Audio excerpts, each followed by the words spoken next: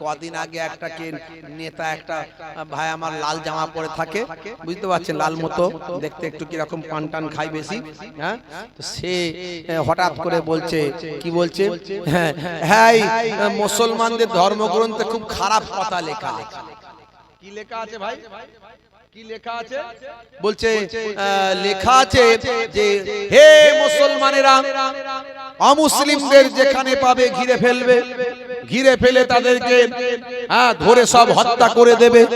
হ্যাঁ, এই রকম ভাবে অমুসলিমদের হত্যা করার কথা বলা হয়েছে। যদি এই রকম কথা লেখা থাকে ধর্মগ্রন্থে, সেই ধর্মগ্রন্থে আমি পেচ্ছাপ করে দিই, সেই ধর্মগ্রন্থে আমি পুড়িয়ে ফেলতে পারি। এই সব কথাবার্তা কোরআনের বিরুদ্ধে বলেছে। শুধু তাই নয়, বলছে কোরআন মাজিদ এটা অরিজিনাল নয়, অরিজিনাল কোরআন মাজিদ নাকি বদরের যুদ্ধে পুড়ে ছাই হয়ে গেছে। আর এই কোরআন মাজিদ যেটা আমরা দেখি, এটা নাকি 27 জন শয়তান মিলে লিখেছে। বলুন নাউজুবিল্লাহ। এর কথা শুনে হাসবো না কাঁদবো? কাঁদবো? তুমিও কাঁদো, আমিও কাঁদি। ভাইরা আমার, এর কথা শুনে হাসবো না কাঁদবো? অবাক করা ব্যাপার। আমি ভাবলাম যে এইসব বাজে বাজে কথা তো কোনো শিক্ষিত মানুষ বলতে পারে না। এটা তো কোন বাবু, এত কোন শিক্ষিত মানুষ বলতে পারে না। এসব কথা বলে কি করে?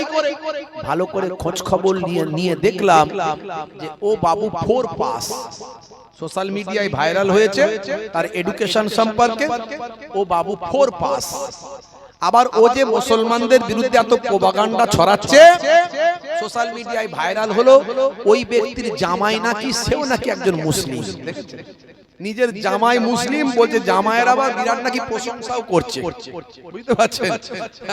এদের লজ্জা লাগে না এইসব কথা বলতে? আসলে এদের তো আর কোনো নাই, কোনো মানে লজ্জা, তারপরে মানবিকতা, মনুষ্যত্ববোধ, এগুলো কিছু নাই। এরা কখন কি বলে, পার্টির জন্য, দলের জন্য, চেয়ারের জন্য, গদির জন্য, এরা নিজেরাই জানে না। আজ এক কথা বলে, কাল এক কথা বলে। বুঝতে পারছেন? তো যাই হোক, তা আমরা বলেছিলাম লেকচারার্স অ্যাসোসিয়েশন অফ বেঙ্গল, আমাদের একটা সংগঠন আছে, আপনারা জানেন। যত বাংলার খ্যাতনামা লেকচারার্স, বক্তা, যাদেরকে আপনারা চেনেন, ইন্টারনেটে দেখেন, প্রায় 100 জনেরও বেশি আমাদের এই বক্তা লেকচারার্সদের নিয়ে আমাদের একটা সংগঠন আছে। বুঝতে পারছেন? Lecturers association of Bengal. এই যে আমি যেভাবে আপনার কাছে কথাগুলো পৌঁছাচ্ছি, আমরা গ্রুপে একটা শুধু মেসেজ দেব যে আজ এই কথাটা বলতে হবে। বললে এক রাতের ভিতরে অন্তত 3 থেকে 4 লক্ষ মানুষের কাছে একটা বার্তা পৌঁছাতে পারি, উইদাউট কোনো নেটওয়ার্ক, উইদাউট কোনো মিডিয়া, উইদাউট কোনো পেপার ছাড়া, মিডিয়া ছাড়া, একেবারে সামনাসামনি একটা বার্তা 4 লক্ষ 3 লক্ষ মানুষের কাছে এক রাত্রে পৌঁছাতে পারি। সেটা পশ্চিমবঙ্গের আর কোনো সংগঠন পারবে না। আমার বিশ্বাস সেটা একটা সংগঠনই পারে, সেটা হলো লেকচারার্স অ্যাসোসিয়েশন অফ বেঙ্গল। প্রায় 1 থেকে 100 জনের উপরে লেকচারার্স বক্তা আমাদের আছে, যারা প্রত্যেক রাত্রে মিনিমাম 2000, 1500, 3000 লোকের সামনে তারা কথা বলে। ভাইরা আমার, তা আমরা থানায় এফআইআর করার পরে আমরা বলেছিলাম যে আমরা বসতে রাজি, আমাদের চ্যালেঞ্জ নেওয়া হোক। পুরো সিকিউরিটির মধ্যে, অনলাইন পুরো ক্যামেরার মধ্যে ডিবেট হবে। আপনার কথা আপনি প্রমাণ করবেন, আমাদের কথা প্রমাণ করব। আপনি যেটা শর্ত দেবেন আমরা মেনে নেব, আমরা যে শর্ত দেবো আপনি মেনে নেবেন। চলে আসুন, আমাদের চ্যালেঞ্জ গ্রহণ করেনি, এটাই আমাদের সবচেয়ে বড় জয়। জোরে হবে না ভাইরা আমার, তরুণ যুবকেরা আমার, মুরব্বিয়ানেরা আমার, আমরা বলেছিলাম আপনার কথা 100% নয়, 1000% মিথ্যা এবং ভুল এবং অবান্তর, এবং আপনার বক্তব্য মূর্খতার পরিচয় বহন করে। তার প্রত্যেকটা বক্তব্য আমরা অনলাইনে দাঁড়িয়ে ক্যান্সেল করেছি, কেটে দিয়েছি। তার মধ্যে আমি 2-1টা আপনাদের কাছে বলছি, বেশি বিস্তারিত বলতে পারবো না, আসল কথার দিকে যাব। তার মধ্যে আমরা যেটা বলেছি, আমি নিজেও বলেছি যে বদরের যুদ্ধ হয়েছিল 624 খ্রিস্টাব্দে। বদরের যুদ্ধের পরেও আল্লাহর নবী 8 বছর হায়াতে ছিলেন। 632 খ্রিস্টাব্দে আল্লাহর নবী বিদায় হজ করেছেন। আর আমার নবীর জীবন দশাতে দীর্ঘ 23 বছর ধরে একটু একটু করে বিভিন্ন প্রেক্ষাপটে স্থান কাল পাত্র বিশেষে একটু একটু করে কোরআনের আয়াত একদিনে নয় দীর্ঘ 23 বছর ধরে নাজিল হয়েছে। বদরের যুদ্ধে যদি কোরআন মাজিদ পুড়ে গেল, শেষ হয়ে গেল, তাহলে তারপরও প্রফেট তো আরো 8 বছর হায়াতে ছিলেন। এই 8 বছরেও একটু একটু করে কোরআনের আয়াত এসেছে। এমনকি বিদায় হজের সময় এই হাজী সাহেবরা জানে মক্কা শরীফে একটা জায়গা আছে আরাফাতের ময়দান। এই আরাফাতের ময়দানের পাশে একটা পাহাড় আছে, পাহাড়টার নাম হলো জাবালে রহমত। এই জাবালে রহমত পাহাড়ে আল্লাহর নবী বিদায় হজের ভাষণটা দিয়েছিলেন 1,20,000 ভক্ত ফলোয়ার্সদের সামনে। জোরে বলেন সুবহানাল্লাহ। সেই বিদায় হজের ভাষণ পৃথিবীর মানুষের কাছে আজকে প্রবাদ বাক্যে পরিণত হয়েছে। আমার নবীর ভাষণের ছোট ছোট কথাগুলোকে পৃথিবীর মানুষের কাছে নীতি নৈতিকতার বাক্যে পরিণত হয়েছে। এই বিদায় হজের ভাষণই প্রফেট বলেছিলেন, শ্রমিকের ঘাম শুকিয়ে যাওয়ার আগে তার পারিশ্রমিক বুঝিয়ে দাও। জোরে হবে না? আজকে পৃথিবীর মানুষের কাছে তার কথা আজকে গ্র্যান্ড হয়েছে। ভাই আমার, এই রকম আরো অনেক কথা বলেছিলেন। তো এই বিদায় হজের সময়তেও কোরআনের আয়াত আসছে, আল ইয়াউমা আকমালতু লাকুম দীনাকুম ওয়া আতমামতু আলাইকুম নি'মাতি ওয়া রাদিতু লাকুমুল ইসলাম দীনান। এই কোরআনের আয়াত বিদায় হজের সময়তেও আসছেন। তাহলে 624 যদি কোরআন পুরো শেষ হয়ে গেল, তাহলে এই বাকি 8 বছরে এবং বিদায় হজে কোরআনের আয়াত কেমন করে এলো? যে প্রকৃত মিথ্যাবাদী তার প্রমাণ হয়ে গেল। শুধু তাই নয়, 27 জন শয়তান মিলে কোরআন লিখেছে, তার কোনো রেফারেন্স দিতে পারবে না, প্রমাণ দিতে পারবে না। যে প্রমাণটা, যে রেফারেন্সটা পৃথিবীর মানুষের কাছে গ্র্যান্ড হবে। কারণ কোরআন একটা সর্বজনীন গ্রন্থ, যেটা পৃথিবীর 200 কোটি মানুষ ডাইরেক্ট মেনে চলে এবং আরো কয়েকশো কোটি মানুষ তারা কোরআন মাজিদকে শ্রদ্ধা করে। মিনিমাম 3 থেকে 400 কোটি, আমি কম করে ধরছি, 400 কোটি মানুষ কোরআনকে ভালোবাসে। তো তুমি যাত্রার একটা রেফারেন্স দিতে তো হবে না। বলছে হেট্টি হেট্টি, আসলে হ্যাট্টি বলে কেউ আছে বলে আমার জানা নাই কোনো ঐতিহাসিকের নাম। একে হিট্টি বলে একজন আছেন সেটা আমি জানি, একজন হিস্টোরিয়ান, একজন ঐতিহাসিক। কিন্তু তিনিও যে এরকম কোন কথা লিখেছেন আমার পড়াশোনায় কোনোদিন আমি জানি না, শুনিও নি। তো যদি দেখিয়ে দেন তাহলে অন্তত আমরা সেখানেও চ্যালেঞ্জ করতে পারবো। তো সেটাও কোনো গ্র্যান্ড হবে না, কারণ কোরআন মাজিদ একটা সর্বজনীন গ্রন্থ, যেটা পৃথিবীর 3 থেকে 400-500 কোটি মানুষ গ্র্যান্ড করেছে, ভালোবাসে এবং মেনে চলে। সেখানে কোথাকারের কে একটা চুনোপুটি কি লিখলো সেটাও কিছু যায় আসে না। তবু আমার দৃঢ় বিশ্বাস একে হিট্টি এতটা ছোট নন, ক্ষুদ্র নন যে তিনি এরকম কথা লিখবেন। আসলে ওটা মিথ্যা কথা ওখানেও বলছে, বুঝতে পারছেন? আরো বলেছি, দেখুন আপনি যে 9 নম্বর সূরার 5 নম্বর আয়াতের কথা বললেন, মুশরিকদের যেখানে পাবে ঘিরে ফেলবে, ঘাটিতে ঘাটিতে লোক জড়ো করবে, তাদের হত্যা করবে। আপনি যে কথাটা বললেন, তো এটার উপরে যদি আপনার কোনো অবজেকশন থাকে আপনি সুপ্রিম কোর্টে মামলা করুন, সুপ্রিম কোর্টে মামলা করুন। এর আগেও কোরআনের 26টা আয়াত নিয়ে মামলা হয়েছিল, মনে আছে আপনাদের? বছর 2-3 আগে এই ওয়াসিম রেজবির, এই ওয়াসিম সরকারের মতো মানুষগুলো ওয়াসিম রেজবিকে দিয়ে মামলাটা করিয়েছিল। সুপ্রিম কোর্ট বলেছিল, শোনো, তুমি যে আয়াতগুলো নিয়ে মামলা করে কোরআনকে পরিবর্তন করতে চাও, সেই আয়াতগুলো, তার আগের আর পরের আয়াতগুলো যদি তুমি পড়তে, তোমার সমস্যার সমাধান হতো। তোমার এই মামলা নিয়ে আমি কোরআন মাজিদ নিয়ে গবেষণা করে দেখলাম, কোরআন মাজিদের যে আয়াতগুলো নিয়ে তোমাদের ডাউট বা সমস্যা, সেগুলোর সমস্যার সমাধান তার আগে পরের আয়াতেই দেওয়া আছে। তো তুমি না জেনে না বুঝে কোরআনের বিরুদ্ধে মামলা করেছো, তাই তোমাকে 50,000 টাকা জরিমানা করা হলো। বুঝতে পারছেন ভাইরা আমার? তো তোমার যদি ডাউট ফের হয়, ফের একবার মামলা করো। তা তো করলে না। আর তুমি বলছো 9 নাম্বার সূরার 5 নাম্বার আয়াত, তো 9 নম্বর সূরার 4 নাম্বার আয়াতটা তো বলছো না কি লেখা আছে? 9 নাম্বার সূরার 6 নাম্বার আয়াতটা তো বলছো না কি লেখা আছে? 4 নাম্বার আয়াতে বলা হয়েছে যারা চুক্তি ভঙ্গ করেছে। আসলে মক্কার কুরাইশদের সঙ্গে, কুরাইশদেরকে কাফের বলা হয়েছে, মুশরিক বলা হয়েছে। এটা হিন্দুদেরকে নয়, খ্রিস্টান, জৈন, বৌদ্ধদেরকে নয়, আজকের যুগের মানুষের জন্য প্রযোজ্য নয়, তখনকার মানুষের জন্য প্রযোজ্য। এটা একটা যুদ্ধের বর্ণনা। এই যুদ্ধের কথা আপনি বাইবেলে পাবেন, আপনি বেদে পাবেন, আপনি রামায়ণে পাবেন, মহাভারতে পাবেন, সব জায়গাতেই যুদ্ধের কথা আছে। এগুলো হচ্ছে ন্যায়ের পক্ষে যুদ্ধ, ন্যায় প্রতিষ্ঠার জন্য লড়াই। সেটা কোরআনেও আছে। যখন মুশরিকদের সঙ্গে একটা চুক্তি হয়েছিল যে যুদ্ধ করা চলবে না, আমরা শান্তি বজায় রাখবো, তখন ওই মুশরিকরা, মক্কার মুশরিকরা, কাফেররা, তারা চুক্তি ভঙ্গ করে মুসলমানদের, আমার নবীর শিষ্যদের তারা হত্যা করেছিল, শহীদ করেছিল। এই জন্য আল্লাহ রাব্বুল আলামিন এখানে বলেছেন, এই নিষিদ্ধ মাস অতিক্রান্ত হলে যারা চুক্তি ভঙ্গ করে তোমাদেরকে হত্যা করেছে তাদেরকে তোমরা ঘিরে ধরো, তাদেরকে ঘিরে ফেলো, যেখানে তোমরা তাদেরকে হত্যা করো যারা তোমাদেরকে হত্যা করেছে। এটা চুক্তির ব্যাপার। পরের আয়াতে পড়লে আপনি ভক্ত হয়ে যাবেন। কোরআনে বলা হয়েছে যারা, তারা যদি তোমাদের কাছে সারেন্ডার করে, এরকম চরম শত্রু যারা তোমাদের হত্যা করেছে, তারাও যদি তোমাদের কাছে সারেন্ডার করে, তোমরা তাদের ক্ষমা প্রদর্শন করো, কারণ আল্লাহ হলেন মহা ক্ষমাশীল। তোমরা তাদের নিরাপত্তা দান করো এবং তাদের গন্তব্যস্থলে, তাদের জায়গাতে পৌঁছে দাও। জোরে বলুন সুবহানাল্লাহ।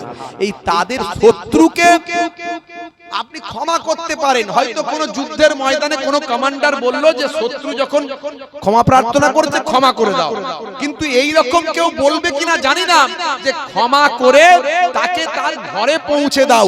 কোরআন সেটাও বলেছে। জোরে বলুন সুবহানাল্লাহ। কোরআন মাজিদ যদি ভালো মন নিয়ে পড়েন, কোরআনের ভক্ত হয়ে যাবেন। জোরে বলুন সুবহানাল্লাহ। জোরে হবে না? যদি আগুন লাগে ধ্বংস হয়ে যায়, ধ্বংস হয়ে যায়। যদি আগুন লাগে ধ্বংস হয়ে যায় পৃথিবীর সব বইয়ের দোকান, তবু বিশ্ব থেকে হারাবে না পবিত্র কোরআন। জোরে হবে না? এটা আমার লেখা নয়, বাংলাদেশের একজন অমুসলিম হিন্দু ভাই মিস্টার নকুল কুমার বিশ্বাস। আমি একজন মুসলিম হয়ে আমি কিন্তু গীতাকে ভালোবাসি, আমি বাইবেল ভালোবাসি, আমি বেদ ভালোবাসি, আমি রামায়ণ মহাভারত ভালোবাসি, কারণ এই ধর্মগ্রন্থগুলোর সঙ্গে লক্ষ লক্ষ কোটি কোটি মানুষের আবেগ ভালোবাসা জড়িয়ে আছে। আর আমি এই যে গীতাকে যদি ভালোবাসি, গীতা ধর্মগ্রন্থকে যদি ভালোবাসি, এতে আমার ধর্মও চলে যাবে না, আমি ছোট হয়ে যাব না, আমার কিছু নষ্টও হবে না, কিছু ক্ষতিও হবে না। তেমন এমন অনেক অমুসলিম আছে যারা কোরআনকে ভালোবাসে। একজন অমুসলিম ভাই কোরআনকে ভালোবাসে, মিস্টার নকুল কুমার বিশ্বাস। এই সমস্ত মানুষগুলোর জন্য তিনি তার বার্তা দিয়েছেন, তার কবিতা রচনা করেছেন। যদি আগুন লাগে ধ্বংস হয়ে যায় পৃথিবীর সব বইয়ের দোকান, তবু বিশ্ব থেকে হারাবে না পবিত্র কোরআন। করবে কেমন করে কোরআন ধ্বংস আগুনের তেজ, করবে কেমন করে কোরআন ধ্বংস আগুনের তেজ। আছে বিশ্বে ভরা অগণিত কোরআনে হাফেজ, তারা ছাপি আসমানি গ্রন্থ, তারা ছাপি আসমানি গ্রন্থ, বাঁচাবে ইসলামের সম্মান, তবু বিশ্ব থেকে হারাবে না পবিত্র কোরআন। জোরে হবে না? কোরআন মাজিদ আল্লাহ রাব্বুল আলামিন বলছেন, নাহনু নাযালনা যিকরা ওয়া ইন্না লাহু লাহাফিজুন। এই কোরআন মাজিদ আমি আল্লাহ নাজিল করেছি, আর এই কোরআন মাজিদ হেফাজতের দায়িত্ব আমি আল্লাহ নিজে গ্রহণ করেছি। জোরে বলুন সুবহানাল্লাহ। জোরে হবে না? ভাইরা আমার, মিস্টার গ্যারি মিলার তিনি কোরআন মাজিদের ভুল খোঁজার জন্য কোরআন মাজিদ পড়াশোনা শুরু করলেন। পড়াশোনা করতে করতে তিনি দেখেন বাপ রে বাপ, কোরআন মাজিদকে আমি ভেবেছিলাম যে কিছু এখান থেকে ভুল খুঁজে বের করব, কিন্তু কোরআন মাজিদ যত পড়ছি কোরআনের প্রেমিক হয়ে যাচ্ছি। জোরে হবে না? হে তরুণ যুবকেরা, হে আমার বন্ধুরা, হে আমার মুরব্বিয়ানেরা, মিস্টার গ্যারি মিলার তিনি একজন নাসারা মানুষ ছিলেন। তিনি একজন ভাইরা আমার তরুণ যুবকেরা, তিনি ঈসা নবীর ভক্ত ছিলেন, তিনি মা মেরির ভক্ত ছিলেন, মারিয়ামের ভক্ত ছিলেন। আমরা বলি ঈসা, তারা বলে যিশু। হে তরুণ যুবকেরা, হে আমার মুরব্বিয়ানেরা, তিনি কোরআন মাজিদ ভাই আমার ঘাটাঘাটি করতে লাগলেন, স্টাডি করতে লাগলেন, গবেষণা করতে লাগলেন, পড়তে শুরু করলেন। তিনি কোরআনের ভুল খুঁজবেন। কোরআন মাজিদ পড়তে গিয়ে দেখেন হাই রে হায়, যে মুহাম্মদ মুস্তাফা সাল্লাল্লাহু আলাইহি ওয়াসাল্লাম যে নবীর উপর কোরআন মাজিদ এসেছে, সেই নবীর নামটা কোরআনে আছে 5 জায়গায়। আর আমি যে ঈসা নবীর ভক্ত, সেই ঈসা নবীর নামটা কোরআনে আছে 25 জায়গায়। অবাক হয়ে গেলেন, এটা কি করে হয়? আমি কোরআনের ভুল খোঁজার চেষ্টা করছি ভাই, কোরআনের শত্রুতা করার জন্য এসেছি ভাই, কিন্তু আমি যার ভক্ত তার নাম কোরআনে পাই। শত্রুতা কি আর হতে পারে ভাই? আর হতে পারে নাই। কি করে শত্রুতা করব? কি করে আমি কোরআনের বিরোধিতা করব?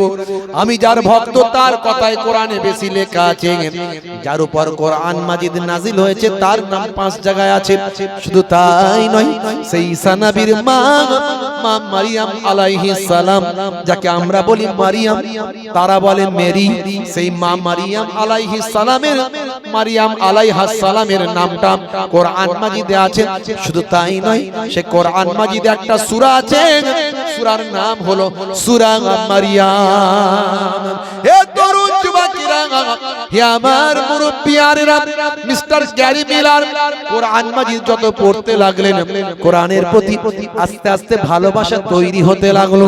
বন্ধুরা আমার, তরুণ যুবকেরা আমার, তিনি বলেন আমি সারা কোরআন মাজিদ পড়ে দেখলাম একটা আয়াতের সঙ্গে আর একটা আয়াতের কোনো ডিবেট নাই, একটা আয়াতের সঙ্গে আর একটা আয়াতের কোনো লড়াই নাই, একটা আয়াতের সঙ্গে আর একটা আয়াতের কোনো বৈপরীত্য নাই। সারা কোরআন মাজিদ পড়ে আমি মুগ্ধ হলাম। কোরআন মাজিদ পড়ে মুগ্ধ হয়ে আমি কোরআনের ভক্ত হয়ে গেলাম। জোরে হবে না ভাইরা আমার, তরুণ যুবকেরা আমার। তবে এই যে কদিন আগে এই যে নেতাটা, ফোরপাস নেতাটা, হ্যাঁ, এই যা করেছে, আমরা যেটা পারিনি ও সেটা করে দিয়েছে। এর জন্য আমি কিন্তু খুব খুশি। হয়তো সে একটু গালমন্দ করেছে, দুটো বাজে কথা বলেছে, এর জন্য আমার খারাপ লেগেছে, হ্যাঁ, কিন্তু সে যেটা করেছে আমরা এত বছরে করতে পারিনি। সে কোরআন নিয়ে যে আলোড়ন সৃষ্টি করেছে, মানুষের কৌতূহল তৈরি করেছে যে কোরআনে আছেটা কি, এত হইচই কেন কোরআন নিয়ে, দেখি তো কি আছে কোরআনে, দেখি তো একটু পড়াশোনা করি। অনেকে ফেসবুকে ডাইরেক্ট লেখা শুরু করলো যে আমরা কোরআনটা একটু পড়ার চেষ্টা করছি, অনেক অমুসলিমরা। আমি বললাম ভালো খবর, বেশ, এটাই তো দরকার ছিল। পড়ুক না, পড়ে দেখুক না। আরে পড়তে গিয়ে তো এই কোরআনের শত্রুতা করতে গিয়ে গ্যারি মিলারের মতো মানুষ, মাইক টাইসনের মতো মানুষ, মাধুরী কুট্টির মতো মানুষ, ডিউ ডেভিসের মতো মানুষ, এরা সব কোরআনের ভুল খুঁজতে গিয়ে, শত্রুতা করতে গিয়ে কোরআনের প্রেমে পড়ে কোরআনের প্রেমিক হয়ে গেছে। অন্তত পড়ুক, পড়লে তো কাজ। এটা কিন্তু সে করেছে, এটা কিন্তু ভালো খবর, ভালো নিউজ ভাইরা আমার। সে আগ্রহী করতে পেরেছে মানুষকে। তরুণ যুবকেরা আমার, মুরব্বিয়ানেরা আমার, আসলে মূল কথা হলো আমার আপনার ঈমানকে ধ্বংস করার চক্রান্ত। এই কথাগুলোর মধ্যে দিয়ে আমার আপনার ঈমানকে ধ্বংস করার চক্রান্ত, কিন্তু ধ্বংস তো করতে পারলো না। এত আলোড়ন সৃষ্টি হলো, মুসলমান আসল তথ্যটা জেনে গেল, জেনে গিয়ে তাদের ঈমানটা আরো মজবুত হয়ে গেল। তাদেরকে বোঝানো হয়েছিল এটা অরিজিনাল কোরআন নয়, তাতে ঈমানটা নষ্ট হতো, এটা শয়তান লিখেছে, ঈমান ধ্বংস হতো, কিন্তু মুসলমানের ঈমান আরো মজবুত হয়ে গেল। জোরে বলুন সুবহানাল্লাহ। ভাইরা আমার, তরুণ যুবকেরা আমার, মুরব্বিয়ানেরা আমার, সেই ঈমানকে আপনার আমার মজবুত করতে হবে, ঈমানকে পাক্কা করতে হবে। ঈমান মানে বিশ্বাস, বিশ্বাসে কোনো ত্রুটি রাখলে হবে না। ভাইরা আমার, হে তরুণ যুবকেরা, হে আমার বন্ধুরা, হে আমার মুরব্বিয়ানেরা, শুনে রেখে দিন বাবা, জেনে রেখে দেন, পৃথিবী বিখ্যাত একজন ফিল্ম স্টার, ইংল্যান্ডের ফিল্ম স্টারদের বলে হলিউডের নায়ক নায়িকা।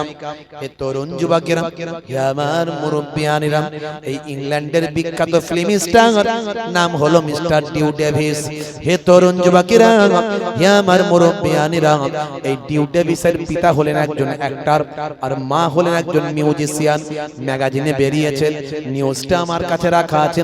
ইন্টারন্যাশনাল ফিগার তিনি, পৃথিবী বিখ্যাত সেলিব্রিটি তিনি, ছোটবেলা থেকে একজন শিশু শিল্পী, শিশু অ্যাক্টর। হে তরুণ যুবকেরা, টাকা পয়সার কোনো অভাব নাই। হে যুবকেরা, সম্মান খ্যাতির কোনো অভাব তার ছিল না। সারা জীবন তিনি নাস্তিকতার সঙ্গে কাটিয়েছেন, তিনি নাস্তিক ভাবে জীবন যাপন করেছেন। তিনি পৃথিবী বিখ্যাত একজন অ্যাক্টরে পরিণত হয়েছেন। তার সঙ্গী সাথে অনেক বন্ধু বান্ধব, কেউ খ্রিস্টান, কেউ ইহুদি, কেউ নাসারা, কেউ বা মুসলিম।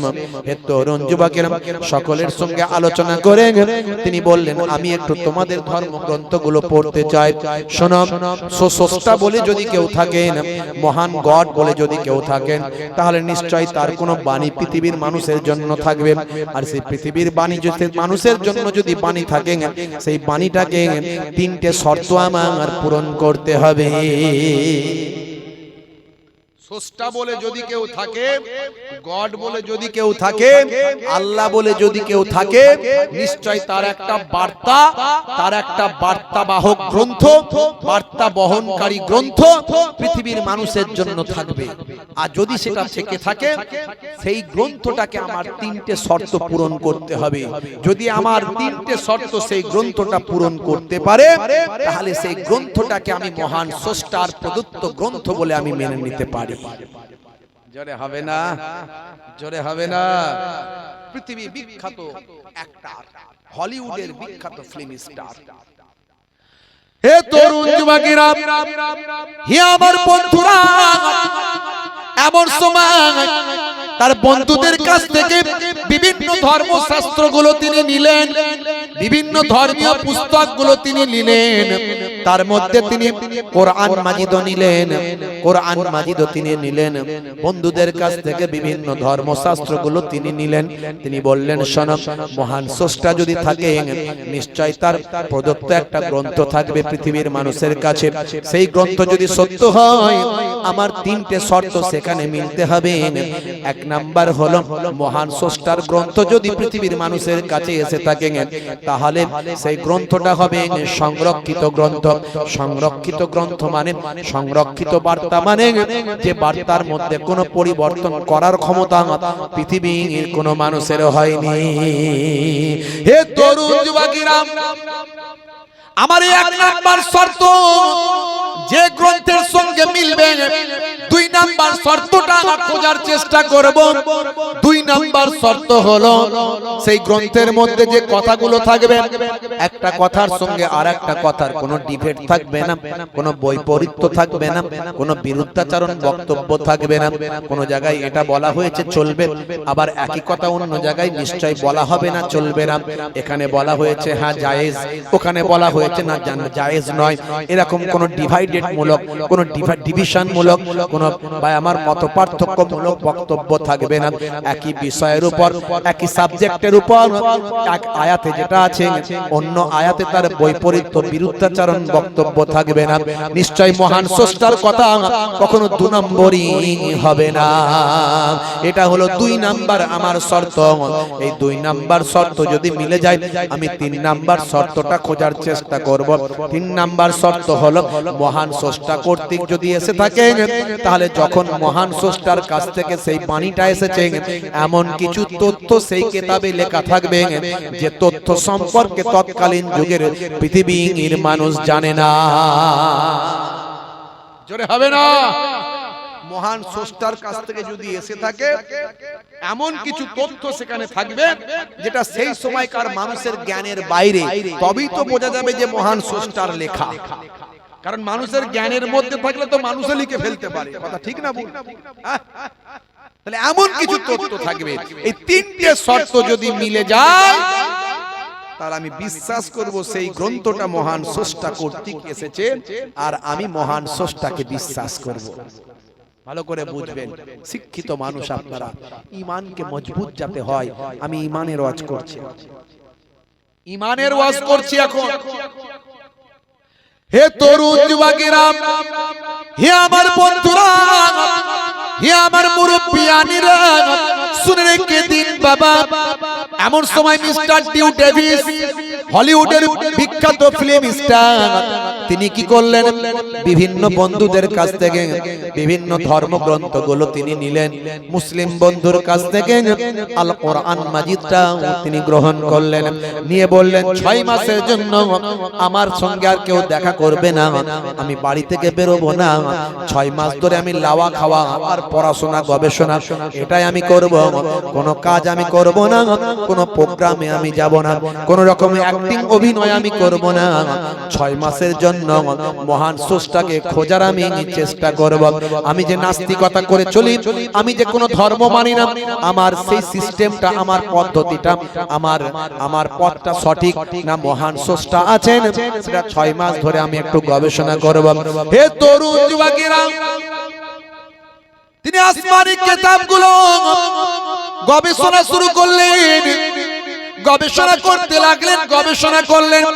হে তরুণ যুবকেরা, হে আমার মুরব্বিয়ানিরা, দেখতে পাওয়া যায় তিনি বিভিন্ন ধর্মগ্রন্থ পড়ার পরে যখন কোরআন মাজিদটা পড়লেন, তিনি অবাক হয়ে গেলেন। এই কোরআন মাজিদ 1450 বছর ধরে সংরক্ষিত অবস্থায় আছে, অক্ষত অবস্থায় আছে। 1450 বছর ধরে এই কোরআন মাজিদের একটা লাইন, একটা অক্ষরকে পৃথিবীর কোন মানুষ পরিবর্তন, সংশোধন, সংযোজন কেউ করতে পারে না। আমার আল্লাহ কোরআন মাজিদের ভিতরে বললেন, হে দুনিয়ার মানুষ শোনো, কোরআন মাজিদ নিয়ে, আমার কিতাব নিয়ে, আমার বান্দার উপর, আমার নবীর উপর যে কিতাব আমি নাজিল করেছি, সেই কিতাব নিয়ে তোমাদের যদি কোনো ডাউট থাকে তাহলে শোনো, আমি আল্লাহ তোমাদের জন্য চ্যালেঞ্জ দিচ্ছি। আমার আল্লাহ চ্যালেঞ্জ দিলেন, কোরআন মাজিদের ভিতরে লিপিবদ্ধ হলো, ওয়া ইন কুনতুম ফি রাইবিম মিম্মা নাযালনা আলা আবদিনা ফাআতু বিসূরাতিন মিন মিসলিহি ওয়াদউ শুহাদাআকুম মিন দুনিল্লাহি ইন কুনতুম সাদিকিন। আমার আল্লাহ বলছেন, হে দুনিয়ার মানুষ শোনো, যদি তোমরা আমার বান্দার উপর যে আয়াত আমি নাযিল করেছি, ওয়া ইন কুনতুম ফি রাইবিন মিম্মা নাযালনা আলা আবদিনা, আমার বান্দার উপর আমি যা নাযিল করেছি এ ব্যাপারে যদি তোমাদের কোনো ডাউট থাকে, সন্দেহ থাকে, ওয়া ইন কুনতুম ফি রাইবিন মিম্মা নাযালনা আলা আবদিনা ফাআতু বিসূরাতিন মিন মিসলি, তাহলে তোমরা এই কোরআনের সূরার মতো একটা সূরা বানিয়ে নিয়ে আসো। ওয়াদউ শুহাদাকুম মিন দুনিল্লাহি ইন কুনতুম সাদিকিন, আল্লাহ ব্যতীত যাকে খুশি তোমরা সাহায্যকারী হিসাবে গ্রহণ করো, আল্লাহ ব্যতীত যাকে খুশি তোমরা সঙ্গে না, যদি তোমরা সত্যবাদী হও, এই কোরআনের সূরার মতো একটা সূরা বানিয়ে নিয়ে আসো। এটা আজকের চ্যালেঞ্জ নয়, 1450 বছর আগে মহান আল্লাহ কোরআন মাজিদের ভিতরে চ্যালেঞ্জ করেছেন। 1450 বছর কেটে গেল, কোরআনের এই চ্যালেঞ্জ এখনো কেউ গ্রহণ করতে পারে না। জোরে হবে না ভাইরা আমার, তরুণ যুবকেরা আমার, মিস্টার ডিউ ডেভিস তিনি অবাক হয়ে গেলেন। 1450 বছর ধরে এমন একটা পাওয়ারফুল গ্রন্থ, যার একটা লাইন, একটা অক্ষরকে কেউ পাল্টাতে পারেনি, পৃথিবীর মানুষের ক্ষমতা হয়নি। নিশ্চয় এই গ্রন্থটা সংরক্ষিত গ্রন্থ, আমার 1 নাম্বার শর্তটা মিলে গিয়েছে। জোরে হবে না, জোরে হবে না। আপনি দেখান পৃথিবীতে আর একটা গ্রন্থ দেখান তো দেখি, যে গ্রন্থটা 1450 বছর ধরে একেবারে লাইন বাই লাইন অক্ষর বাই অক্ষর একেবারে সংরক্ষিত অবস্থায় আছে।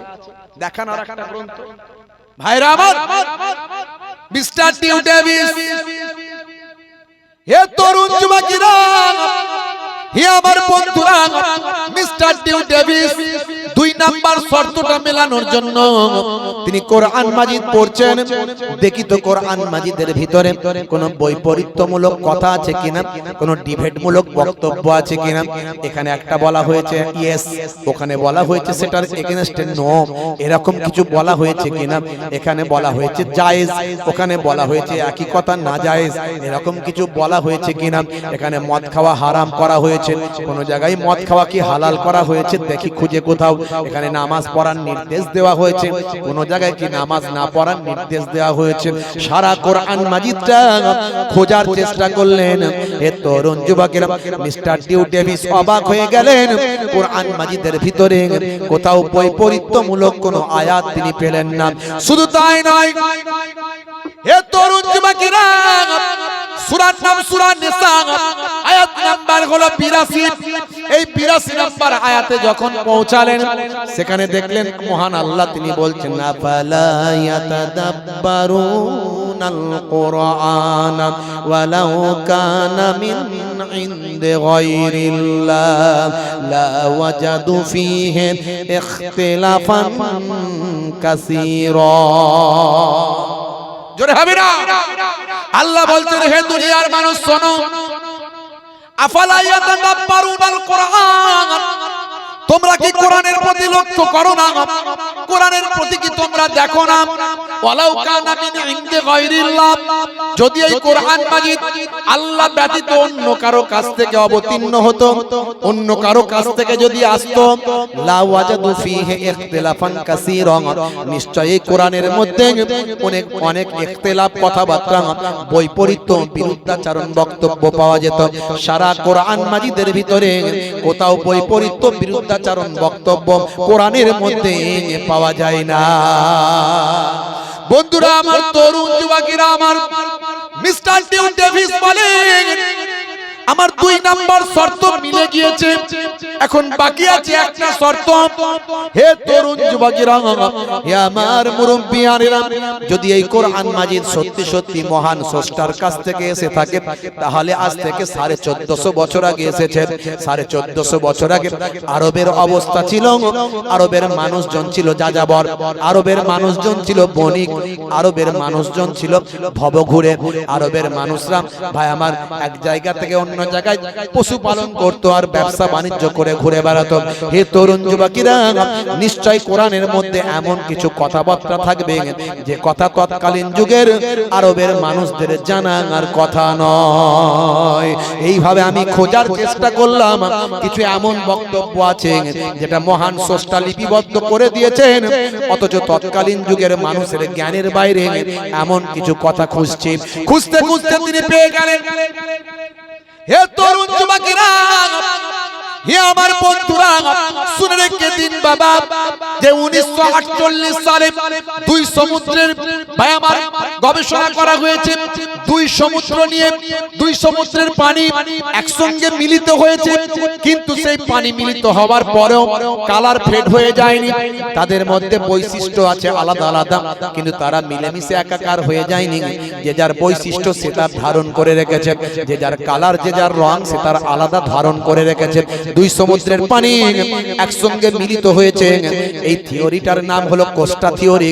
মিস্টার জ্যাক ভি কোস্টা ভাই আমার 1948 সালে তিনি বাবা, হে তরুণ যুবকেরা, একজন মেরিন সায়েন্টিস্ট, সমুদ্রের গভীরে গিয়ে গবেষণা করে তিনি তার থিওরিটা পেশ করেছেন, কোস্টা থিওরি।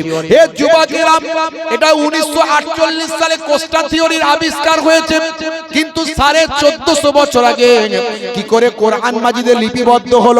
মিস্টার টিউ ডেভিস তিনি অবাক হয়ে গেলেন। হায় রে হায়, কোরআন মাজিদের ভিতরে এই 2 সমুদ্রের বর্ণনা আমরা দেখতে পাই। পৃথিবীর মানুষ, তখনকার মানুষ, আরবের মানুষের এটা জ্ঞানের বাইরে। এটা কেমন করে হতে পারে? ভাইরা আমার, কোরআন মাজিদে লিপিবদ্ধ আছে, সূরার নাম হলো সূরা রহমান। আমার ওয়াজ বোঝা যাচ্ছে তো নাকি? একটু বোঝা যাচ্ছে, একটু ঈমান তাজা হচ্ছে মনে হচ্ছে।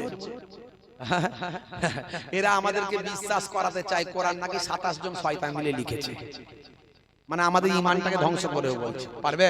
কিয়ামত পর্যন্ত পারবে না। এর আগে অনেকে চেষ্টা করেছে, ফেল হয়েছে, অনেকে চেষ্টা করেছে, ফেল হয়েছে। হে তরুণ যুবকেরা, সূরার নাম হলো সূরা রহমান। সূরা রহমান খুলে দেখো, উপর থেকে কয়েকটা লাইন মাত্র পড়বেন।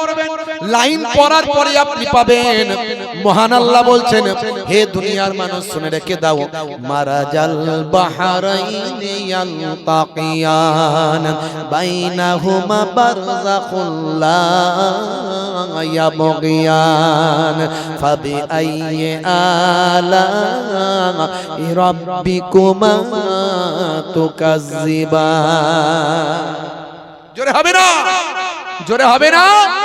দুই সমুদ্রের কথা আল্লাহ কোরআনের ভিতরে বলছেন, যেটা কোস্টা থিওরিতে আবিষ্কার হয়েছে আজ থেকে মাত্র ভাই আমার এই কিছু বছর আগে, সেটা 1450 বছর আগে কোরআনে লিপিবদ্ধ হয়ে আছে। আল্লাহ বলছেন মারাজাল বাহরাইনি ইয়ালতাকিয়ান, মারাজা মানে বয়ে যাওয়া, বয়ে যাওয়া, বহন ভাই আমার বয়ে যাওয়া। মারাজাল বাহরাইনে, বাহরাইনে হলো দুটো সমুদ্র, দ্বিবচন, দুটো সমুদ্র বহমান, বহমান দুই সমুদ্র, ইয়ালতাকিয়ান তারা মিলিত হয়েছে, বহমান দুই সমুদ্র তারা মিলিত হয়েছে। বাইনাহুমা তাদের দুটোর মাঝখানে বারযাখুল লা ইয়াবগিয়ান, আমি আল্লাহ একটা কুদরতি পর্দা দিয়ে দিয়েছি, আবরণ দিয়ে দিয়েছি, যাতে তারা মিলেমিশে একাকার হতে পারে না। জোরে হবে না। মিস্টার ডিউ ডেভিস অবাক, এসব কথা কোরআনে এলো কি করে? ভাইরা আমার, তরুণ যুবকেরা আমার, বিগ ব্যাং থিওরি আবিষ্কার হয়েছে 1931 সালে। যিনি আবিষ্কার করেছেন তার নাম হলো পৃথিবী বিখ্যাত জ্যোতির্বিদ মিস্টার জর্জ লেমিন্ট্রেম। ভাইরা আমার, তিনি বলেন বিশ্ব ব্রহ্মাণ্ড সবকিছু ছিল একত্রিত অবস্থায়, জমিন আসমান একত্রিত অবস্থায় ছিল, তার মধ্যে একটা বিস্ফোরণ হলো। এই বিস্ফোরণে আকাশ আকাশের জায়গায় গেল, জমিন জমিনের জায়গায় গেল, এইভাবে বিশ্ব ব্রহ্মাণ্ড সৃষ্টি হয়ে গেল। এই সব কিছু মিলিত ছিল, কিন্তু তারা পৃথক হয়ে গেল। আকাশ আর জমিন একসঙ্গে ছিল, কিন্তু তারা পৃথক হয়ে গেল। এর নাম হলো বিগ ব্যাং থিওরি। এটা আবিষ্কার হলো 1931 সালে, আজ থেকে 94 বছর আগে। হে তরুণ যুবকেরা, মিস্টার ডিউ ডেভিস বলেন এই বিগ ব্যাং থিওরির কথা কোরআন মাজিদের ভিতরে লিপিবদ্ধ আছে। হে তরুণ যুবকেরা, হে আমার মুরব্বিয়ানেরা, শুনে রেখে দিন বাবা, জেনে রেখে দেন। মিস্টার ডিউ ডেভিস অবাক হয়ে যান। কোরআনটা পড়তে পড়তে দেখেন, হায় রে হায়, আমি অবাক হয়ে গেলাম। এই কোরআনের বিগ ব্যাং থিওরির কথা 1450 বছর আগে কেমন করে লিপিবদ্ধ হতে পারে? যে বিগ ব্যাং থিওরির সম্পর্কে পৃথিবীর মানুষ, তৎকালীন যুগের মানুষের জ্ঞানের বাইরে। তিনি পড়ে অবাক হলেন। সূরার নাম হলো সূরা আম্বিয়া, আয়াত নাম্বার হলো 30। এই 30 নাম্বার আয়াতটা খুলুন। আপনাদের সকলের পকেটে তো কোরআন মাজিদ আছে না নাই? হ্যাঁ হুদান আছে না নাই? পকেটে কোরআন মাজিদ আছে তো? মাথা নাড়ে না। এই পকেটে কোরআন মাজিদ নাই? আরে মোবাইলে আছে না নাই? বলে হুজুর ফ্রি ফায়ার আছে, হুজুর ফ্রি ফায়ার আছে। এই যুবকেরা, মোবাইলে ফ্রি ফায়ার, পাবজি, ক্যারাম, তাস আর গান বাজনা এইগুলো, তাহলে আমাদের মার খেতে হবে, মার বাদ যাবে না। আল্লাহ নিজে বলে দিয়েছে, যদি তোরা মেনে না চলিস মার খাবি। এ তো আল্লাহ নিজে বলেছে। বলবেন হ্যাঁ এরকম কথা বলেছে? হ্যাঁ বলেছে, সব বলেছে, সব বলেছে। ইয়া আইয়ুহাল্লাযীনা আমানু লা তুলহিকুম আমওয়ালুকুম ওয়ালা আওলাদুকুম আন যিকরিল্লাহ ওয়া মান ইয়াফআল যালিকা ফাউলাইকা হুমুল খাসিরুন। আল্লাহ বলেছে, শোনো হে বিশ্বাসী বান্দারা, তোমরা যদি তোমাদের সন্তান সন্ততি মাল মাতা সম্পদ কাজ কারবার ব্যবসা বাণিজ্য এগুলো পেয়ে যদি আমি আল্লাহকে ভুলে যাও, তোমরা ক্ষতিগ্রস্ত হবে, ধ্বংসপ্রাপ্ত হবে, আলটিমেটলি মার খাবে। আলটিমেটলি মার খাবে। ক্ষতিগ্রস্ত হবে মানে কি? ধ্বংসপ্রাপ্ত হয় মানে কি? মার খাবে। মার খাচ্ছি। 100 জনের 95 জন নামাজ পড়ে না, এখানে সবাই নামাজ পড়ে মাশাআল্লাহ। কথা ঠিক না ভুল? কিছু তাও হ্যাঁ ও কিছু বলে না, সবাই পড়ে তো নাকি? একজন জোরে আওয়াজ দিচ্ছে, কোথা থেকে আওয়াজটা এলো ঠিক বুঝতে পারিনি। মাশাআল্লাহ। ভাইরা আমার, 100 জনের যদি 95 জন 90 জন নামাজ না পড়ে তো মার খাবে না খাবে না? হ্যাঁ, খালি তিরিং তিরিং করে লাপাচ্ছে, কাজ করছে আর গান শুনছে। মুসলমানের ছেলে রাজমিস্ত্রির কাজ করছে আর গান চালিয়ে দিচ্ছে, কি মজা! কোনদিন গজল শুনলুনি, কেরাত শুনলুনি, ওয়াজ শুনলুনি, খালি গান শুনছে। আর যত মুর্শিদাবাদের লোকগুলো বেশি করে, এখন সব জায়গার লোক কি মারছে, মুর্শিদাবাদ শুনলে আগে মারছে। বড্ড বাবরি মসজিদ করবি তোরা, দাঁড়া দেখাচ্ছি। হ্যাঁ, বাবরি মসজিদের রাগে রাগে মারছে। ইনি বেচারা জানছে যে আমি বাবা বাবরি মসজিদটা করতে পারলে আমি মোটামুটি একটা রাজনীতি করে একটা নেতা ফেতা আরো ভালো জায়গায় যাবো, ইনি ইনার চিন্তায় আছে, তারা মার খেয়ে মরে যাচ্ছে। কথা ঠিক না ভুল? কি পেরেশান, বিপদ! আল্লাহ, পরিস্থিতি কি খারাপ জায়গায় চলে গেছে, ভাবতে পারবেন না, ভাবতে পারবেন না। ধর্ম নিয়ে রাজনীতি চলছে এখন, উন্নয়ন নিয়ে নয়। ধর্ম ধর্ম করে শেষ, মন্দির মসজিদের রাজনীতি। ভাইরা আমার, তরুণ যুবকেরা আমার, মুরব্বিয়ানেরা আমার, মিস্টার ডিউ ডেভিস অবাক হয়ে গেলেন। সূরার নাম সূরা আম্বিয়া, আয়াত নাম্বার 30। আপনি অবাক হবেন, খুলে দেখুন আমার আল্লাহ কি বলছেন। হে তরুণ যুবকেরা, আল্লাহ বলছেন বান্দারে, হে দুনিয়ার মানুষ শোনো, আমি আল্লাহ তোমাদের জানিয়ে দিই। সূরার নাম হলো সূরা আম্বিয়া, আয়াত নাম্বার হলো 30। আমার আল্লাহ বলেন, আওয়ালাম ইয়ারাল্লাযিনা কাফারু আন্নাস সামাওয়াতি ওয়াল আরদা কানাতা রাতকান ফাফাতানাহুমা। জোরে হবে না? আওয়ালাম ইয়ারাল্লাযিনা কাফারু, আল্লাহ বলেন অবিশ্বাসীরা কি লক্ষ্য করে না? অবিশ্বাসীরা কি দেখে না? অবিশ্বাসীরা কি লক্ষ্য করে না? আন্নাস সামাওয়াতি ওয়াল আরদ, সামাউন মানে আকাশ, আরদুন মানে জমিন, পৃথিবী। নিশ্চয় আকাশ এবং পৃথিবী কানাতা রাতকান, তারা মিলিত অবস্থায় ছিল। আজ থেকে 94 বছর আগে ভাইরা আমার, জর্জ লেমিন্টে যেটা বলছেন, আকাশ এবং জমিন মিলিত অবস্থায় ছিল, বিস্ফোরণের মাধ্যমে তারা পৃথক হয়েছে। আল্লাহ 1450 বছর আগে সূরা আম্বিয়ার 30 নম্বর আয়াতে বলেন, আকাশ এবং জমিন কানাতা রাতকান, মিলিত অবস্থায় ছিল। ফাফাতাকনাহুমা, আমি আল্লাহ তাদেরকে পৃথক করে দিয়েছি। জোরে হবে না? জোরে হবে না? পাওয়া যাচ্ছে? হুজুর এরকম কথা তো শুনিনি। শুনবেন কি করে? এই ওয়াজ করা তো কঠিন ব্যাপার, এই ওয়াজ করা কষ্টকর ব্যাপার। এর জন্য অনেক পরিশ্রম করতে হয়, অনেক সেটিং করতে হয়, বুঝতে পারছেন? আর ঘটনা বলতে গেলে খুব সহজ, একটা ঘটনা বলে দিয়ে চলে যাব, কোনো অসুবিধা নেই, বেশিক্ষণ লাগবে না। এই ঘটনা আপনাদের 2-4টে করে মুখস্থ আছে, স্টেজে তুলে দিলে আপনারাও বলে দেবেন। এইগুলো আপনি শুনলে আপনার ঈমানটা মজবুত হবে। ঈমান মজবুত হচ্ছে না হয়নি? যারা বলেন হচ্ছে না হয়নি?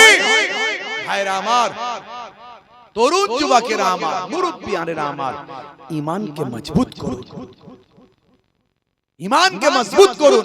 মিস্টার ডিউ ডেভিসের মতো পৃথিবী বিখ্যাত ভাই আমার, হলিউডের ফিল্ম স্টার, তিনি অবাক হয়ে গেলেন, আরে বাপ রে বাপ, আমি কোন কোরআন মাজিদ পড়ছি। হ্যাঁ ভাইরা আমার, তিনি দেখে অবাক যে আমি যেটা, আমার 3 নাম্বার শর্ত ছিল যে যদি মহান স্রষ্টার কাছ থেকে কোরআন এসে থাকে, তাহলে তৎকালীন যুগের মানুষের জানা নাই এমন কিছু তথ্য কোরআনে পাওয়া যাবে। তিনি এই তথ্যগুলো পড়ে বললেন, এগুলো তো তখন মানুষ জানতোই না, এ তো আজকে আবিষ্কার হয়েছে। আজ থেকে 94 বছর আগে বিগ ব্যাং থিওরি আবিষ্কার হয়েছে, বিশ্ব ব্রহ্মাণ্ড তৈরির রহস্য। কিন্তু তখনকার মানুষ জানার কথাই নয়। এ যখন কোরআনে ঢুকে আছে, কোরআন সত্য, আল্লাহ সত্য, নবী সত্য, আমি আজ থেকে বিশ্ব নবীর শিষ্য হয়ে গেলাম। জোরে হবে না? নারী তাকবীর! ভাইরা আমার, ঈমানকে মজবুত করুন বাপ। একটু কোরআন মাজিদের একটা অ্যাপ মোবাইলে একটু ডাউনলোড করে নেন না, করে নেন না বাপ। আমি এত বলি কেন বলি জানেন? আমাকে ছেলেরা অনেকে ফোন করে, হুজুর আপনার ওয়াজ শুনে কিন্তু আমি নামাজি হয়েছি, আপনার ওয়াজ শুনে কিন্তু আমি নেশা ছেড়েছি, আপনার ওয়াজ শুনে আমি দিনের পথে এসেছি, আমি এখন ভালো মানুষ হয়ে গেছি, মানুষের উপকার করি, দেশের দশের উপকার করি, সোশ্যাল ওয়ার্ক করি, আর নামাজ ইবাদত বন্দেগী করি, মানুষকে ভালোবাসতে পেরেছি। কথাগুলো শুনলে আমার মনে হয় আমার ওয়াজ করা সার্থক। নামাজ পড়লে আপনি জান্নাতে যেতে পারবেন না, নামাজও পড়বেন, চিটিংবাজিও করবেন। পৃথিবীর কোন মৌলবীকে নিয়ে এসে ফতোয়া দিতে বলুন যে জান্নাতে যাবেন, আমি আপনার শিষ্য হয়ে যাব, আর আপনার ওই মৌলবীর শিষ্য হয়ে যাব।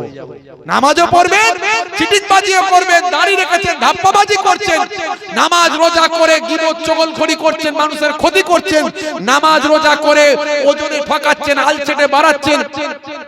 দেখান সবচেয়ে বড় হলো হকুল ইবাদ, বান্দার হক নষ্ট করবেন না।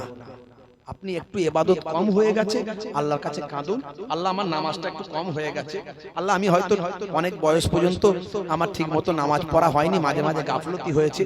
আপনি থেকে ফরজ নামাজগুলো কাজা হিসাবে পড়তে থাকুন, শুধু ফরজ নামাজগুলোই পড়ুন, কাজা হিসাবে পড়তে থাকুন, মানে আপনি রেকটিফাই করুন, নিজেকে পরিবর্তন করুন, আর আল্লাহর কাছে একটু কান্নাকাটি করে দোয়া চান, আপনার হকুল ইবাদ, হকুল লাট আল্লাহ আপনাকে মাফ করতে পারেন। কিন্তু আপনি কারো ষড়যন্ত্র করেছেন, কাউকে মেরেছেন, কাউকে কষ্ট দিয়েছেন, কারো মাল আত্মসাৎ করেছেন, কারো জায়গা জমি নিয়ে নিয়েছেন, ভাইকে ঠকিয়ে ভাইকে সম্পত্তি কম না দিয়ে আপনি নিয়ে নিয়েছেন, ভালো জায়গাটা বাপের আপনি মেরে নিয়েছেন, বোনকে জায়গা থেকে বঞ্চিত করেছেন। কই রে, তোর তো স্বামীর আছে অনেক কিছু, তুই আর এখানে নিয়ে কি করবি? তুই এসে আমার ঘরেই থাকবি, আমার এখানে উঠবি, আমার ঘর তোর ঘর, তোর ঘর আমার ঘর, তোর ছেলে মেয়ে আমার ছেলে মেয়ে।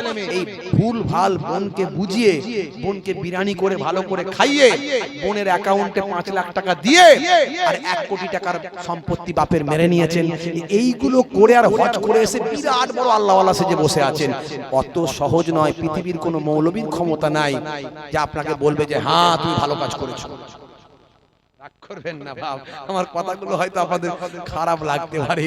আপনি এদিকে চিটিংবাজি করছেন, ওদিকে জিকির করছেন আল্লাহ আল্লাহ আল্লাহ আল্লাহ, বলে হতভাগা হতভাগা হতভাগা। আল্লাহ আপনাকে বলবে হতভাগা হতভাগা, চিটিংবাজি করে তোর বোনের সম্পত্তি মেরে নিয়ে আল্লাহ আল্লাহ করছিস। অত সহজ নয়, ইসলামটা বুঝতে হবে। রাগ করবেন না বাপ। ভাইরা আমার, মিস্টার ডিউ ডেভিসের মতো মানুষ, গ্যারি মিলারের মতো মানুষ, মাইকেল জ্যাকসন, যে মাইকেল জ্যাকসন মারা যাওয়ার পরে 4 ঘন্টার জন্য গুগলের সার্ভার পৃথিবী থেকে হারিয়ে গিয়েছিল। বুঝতে পারছেন, গুগলের সার্ভারটা হারিয়ে গেছে। মানুষ মাইকেল জ্যাকসনকে নিয়ে এত সার্চ করেছে ইন্টারনেটে গিয়ে যে গুগলের সার্ভার ডাউন। 4 ঘন্টার জন্য পৃথিবীতে আর গুগল বলে কোনো অ্যাপ নাই।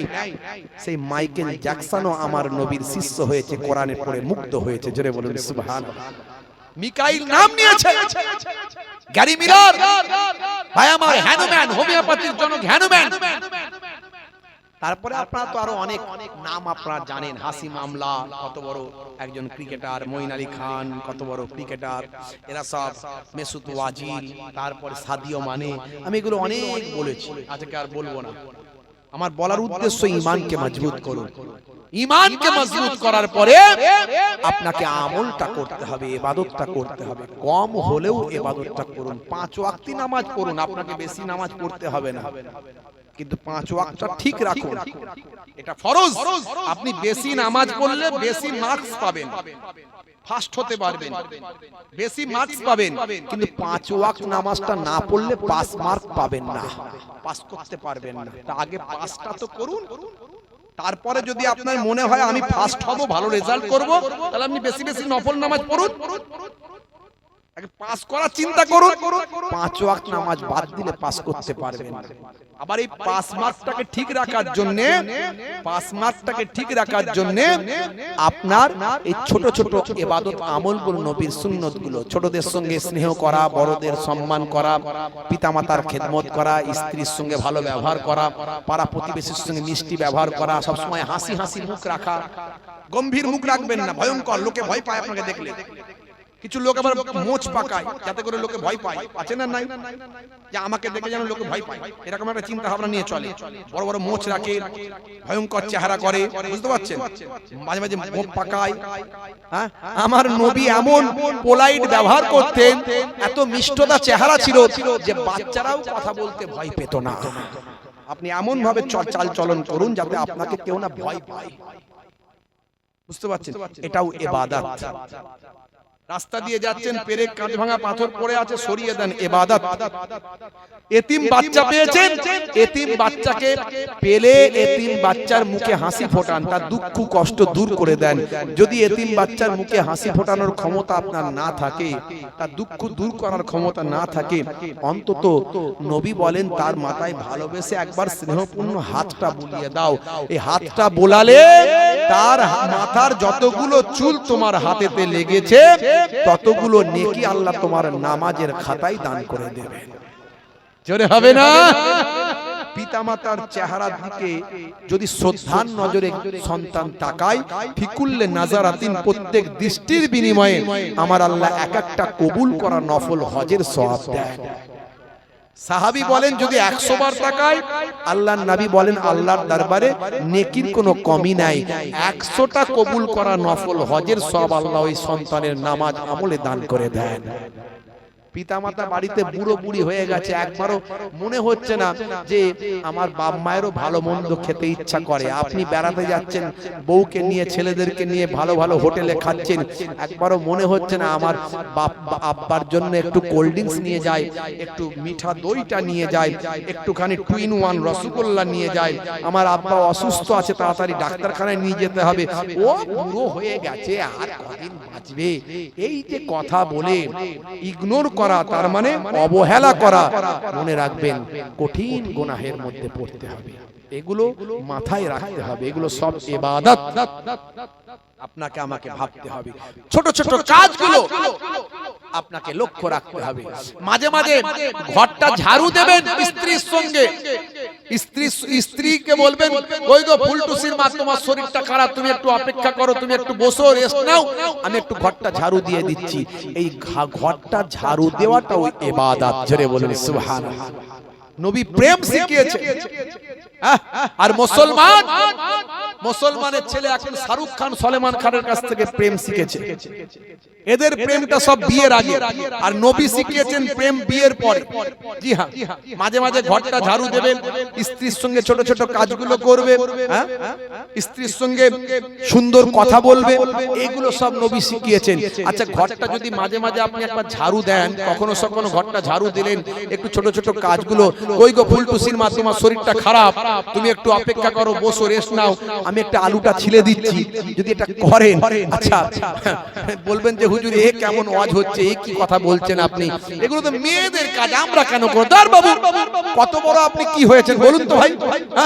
ডাক্তার সাহেব, মাস্টার সাহেব, উকিল সাহেব, নেতা সাহেব, মন্ত্রী সাহেব, হুজুর সাহেব, পীর সাহেব, মাওলানা সাহেব, মুফতি সাহেব, আরে যে সাহেবই হন, নবীর থেকে বড় সাহেব পৃথিবীতে কেউ হয়নি আর হবে না।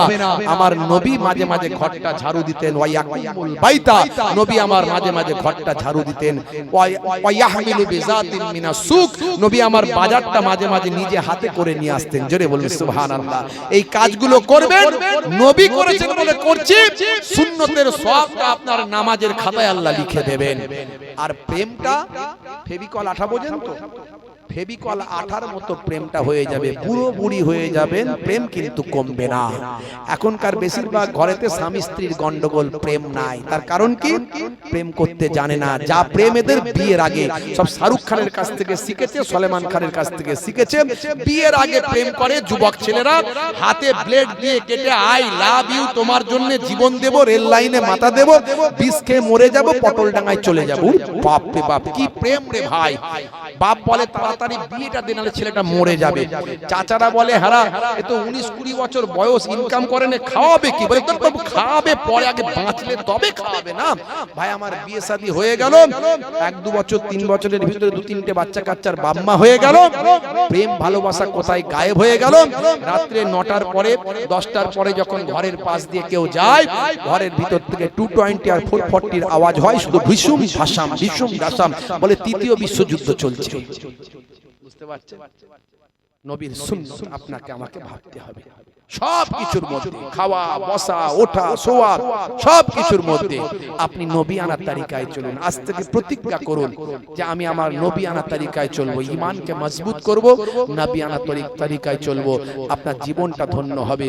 যে পথে চলে মুজাদ্দিদুজ্জামান হয়েছেন, বসিরহাট হুজুর হয়েছেন, বড় বড় আল্লাহর মাহবুব বান্দারা, আমার মায়াপুর হুজুর, বিন্নাগড়ি হুজুর হয়েছে, মস্ত বড় বড় আল্লাহর মাহবুব বান্দারা, তারা ওলি হয়েছে এই নবী পাকের পথ ধরে। জোরে বলুন সুবহানাল্লাহ।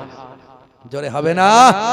ভাইরা আমার, তরুণ যুবকেরা আমার, যাদের ভিতরে সুন্নত পাওয়া যায় তারা কেউ পথহারা হয় না।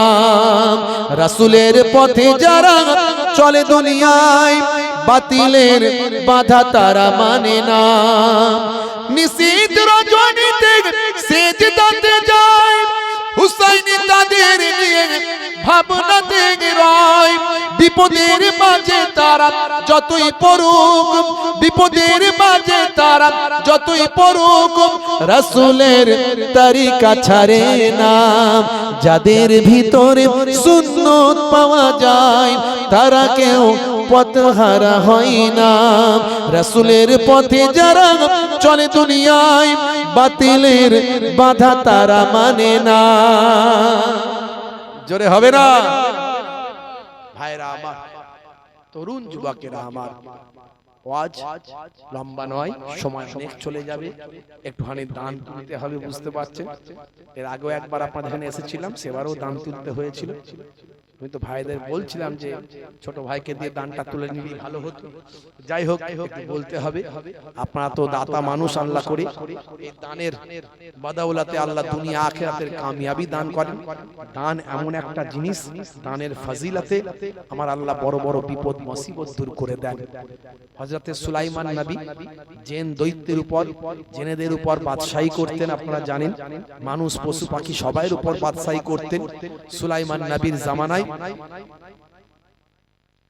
একটা পাখি সুলাইমান নবীকে এসে কমপ্লেইন করছে, অভিযোগ জানাচ্ছে, হুজুর অমুক ব্যক্তির ঘরেতে আমার গাছের উপর একটা বাসা আছে, আমি সেখানে যখনই ডিম পারি ওই লোকটা, বাড়িওয়ালাটা উঠে গিয়ে ডিমগুলোকে পেড়ে খেয়ে ফেলে। এর একটা ব্যবস্থা করুন হুজুর, এর একটা ব্যবস্থা করুন। তো সুলাইমান নবী তো পশু পাখি সবাইয়ের ভাষা বুঝতে পারতেন, এমনকি পিঁপড়ের ভাষাও বুঝতে পারতেন। কোরআন মাজিদে একটা সূরা আছে, সূরা নামল, হ্যাঁ, এই সূরা নামল পড়বেন, 18 নম্বর আয়াতে যাবেন, পিপিলিকার সর্দার কি বলছে সব সেখানে লিপিবদ্ধ আছে। সুলাইমান নবীকে আল্লাহ সব জানিয়ে দিচ্ছেন। তো যাই হোক, তো সুলাইমান নবী বললেন, ঠিক আছে বাবা, ব্যবস্থা করে দিচ্ছি, দাঁড়াও, চিন্তা করো না পাখি, তুমি যাও, তোমার বাসায় যাও, চিন্তা করো না। দুজন জিনকে পাঠালেন, যাও এই জিন দুজন চলে যাও, গাছে গিয়ে উঠে বসে থাকবে। যখনই ওই বেটা ওই পাখির ডিমটা পাড়তে যাবে, ও দুটো পা ঠ্যাং ধরে ফেরে আর নদীতে সমুদ্রে ফেলে দেবে, ছুঁড়ে। ওটা ওর বিয়াদব হয়েছে, পাখিটা ডিম পাড়ে, তার বাচ্চাটাকে হতে দেয় না, এত বদমাইশ, হ্যাঁ, শাস্তি দিয়ে দেবে, যাও। দুটো আপনার কি বলে একেবারে জিন গিয়ে রেডি হয়ে বসে আছে। জিন আর ফারিস্তা এদেরকে, এরা অদৃশ্য থাকতে পারে, এদের দেখা যায় না, দেখা দিলে দিতে পারে, নাও দিতে পারে, হ্যাঁ, যে কোনো সময় যে কোনো রূপ ধারণ করতে পারে। তো দুটো জিন গাছে উঠে চুপ করে বসে আছে, আর ডিম পেড়েছে পাখি, আর ওই লোকটা, বাড়িওয়ালাটা, ও আস্তে আস্তে বেশ ভালো করে সাইজ করে লুঙ্গি ফুঙ্গি বেঁধে ফের উঠছে গাছে ডিম খাবে, বুঝতে পারছে? এমন লোক আছে না? নাই, ডিম পাড়তে উঠেছে। সেই সময় দরজায় একজন ভিখারি এসে বলছে, আল্লাহর রাস্তে কিছু দান করো বাবা, বহুক্ষণ ক্ষুধার্ত অবস্থায় আছি, খেতে পাইনি, বহুক্ষণ খাওয়া হয়নি, কিছু আল্লাহর রাস্তে দান করো।